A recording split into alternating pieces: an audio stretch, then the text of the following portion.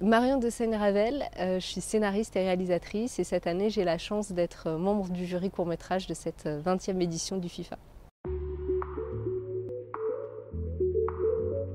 Il faudrait plutôt poser la question peut-être aux organisateurs. Moi j'avais présenté un film à Aubagne l'année dernière.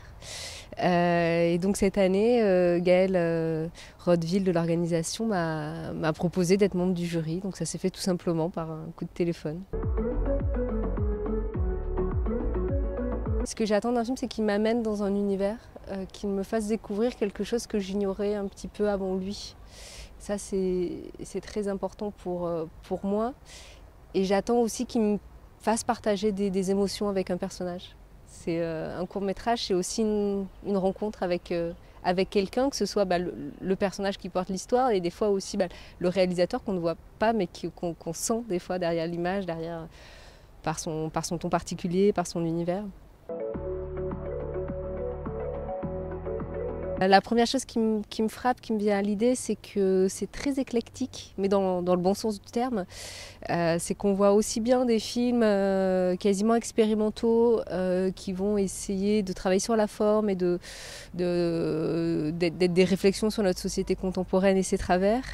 Et aussi à l'inverse des films d'animation avec des petites histoires toutes simples, parfois très belles aussi, mais qui sont aux antipodes des recherches formelles des autres films. Bah oui, des idées, on en vole tout le temps, mais on en vole aussi dans la vraie vie. Des fois, on allant faire ses courses, tout simplement. Moi, je vois beaucoup de courts-métrages, déjà parce que c'est mon métier, aussi parce que j'enseigne le scénario à Paris 8. Et donc, quand je regarde les films, des fois, je me pose la question aussi de ce que je pourrais montrer à mes étudiants.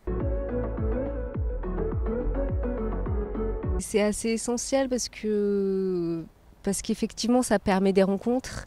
Des fois, faire des films ou écrire de la musique de film, c'est des métiers qui peuvent être assez solitaires. On défend ses projets dans son coin.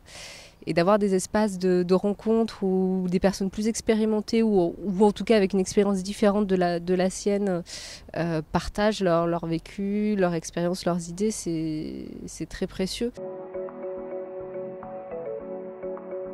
La compositrice avec laquelle je travaille en fait sur tous mes films en fait quasiment, et puis le prochain aussi j'espère, elle s'appelle Julie Rouet et elle était passée par le dispositif troisième personnage aussi qui est ici à Aubagne, et donc ça avait été assez important en fait pour nous dans notre rencontre de se croiser ici, quoi.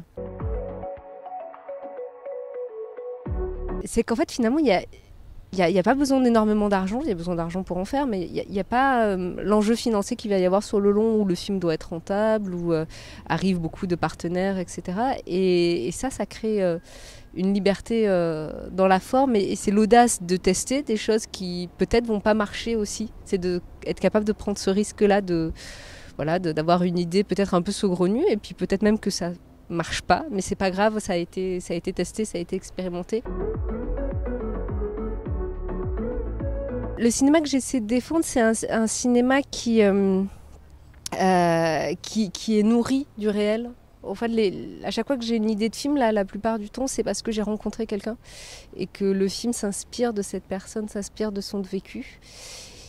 Et le risque, des fois, c'est quand on commence à rentrer un peu dans le milieu du cinéma, c'est de rester dans un milieu fermé, homogène, qui est celui des gens qui font des films et qui sont finalement, par certains aspects, assez privilégiés aussi.